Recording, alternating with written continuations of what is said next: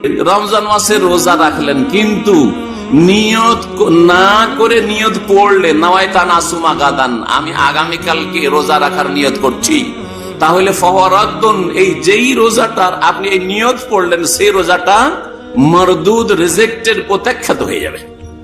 কথা বোঝা গেছে না? যায় নাই? বোঝা গেছে কিনা? আমল করবেন না, আবার ওই গিয়ারেই থাকবেন, নিয়ত পড়ার গিয়ারে।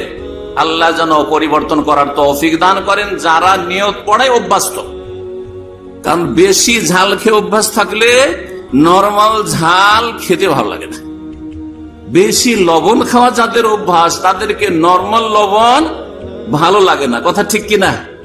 জি হ্যাঁ, জিভাটাকে পরিবর্তন করতে হবে, তাহলে আপনি সুস্থ থাকবেন। ঝাল বেশি খাওয়া ভালো না, আর লবণ বেশি খাওয়া ভালো না। কথা বুঝছেন না? ঠিক তেমনি শিরক বিদআত করলে কাজ হবে না, ওগুলো বাদ দিয়ে বিদআত করা মানে অতিরিক্ত। নবী সাল্লাল্লাহু আলাইহি ওয়াসাল্লাম করেন, তার সাহাবীরা করেন, খলিফা রাশিদুন করেন, বেশি করে অভ্যাস হয়ে গেছে বেদাতে হাসানা। আরে নবী সাল্লাল্লাহু আলাইহি ওয়াসাল্লাম সাহাবীরা করেননি, কিন্তু কাজটা মন্দ কি করলাম, মনে মনেও নিয়ত করলাম, মুখেও নিয়ত পড়লাম।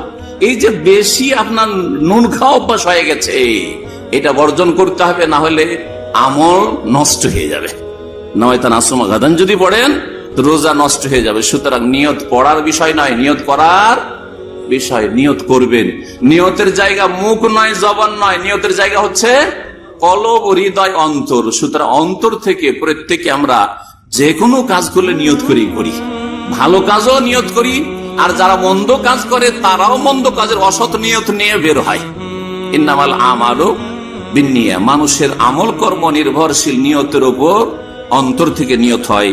আল্লাহ যেন বুঝার তৌফিক দান করে। সম্মানিত ভাতৃমণ্ডলী, এইভাবে আমরা দোয়া করব যাতে করে আমরা রমজান পাই, আর রমজান যেন আমাদের কবুল হয়। আল্লাহ যেন আমাদের নেক আমল কবুল করেন। 2 নম্বর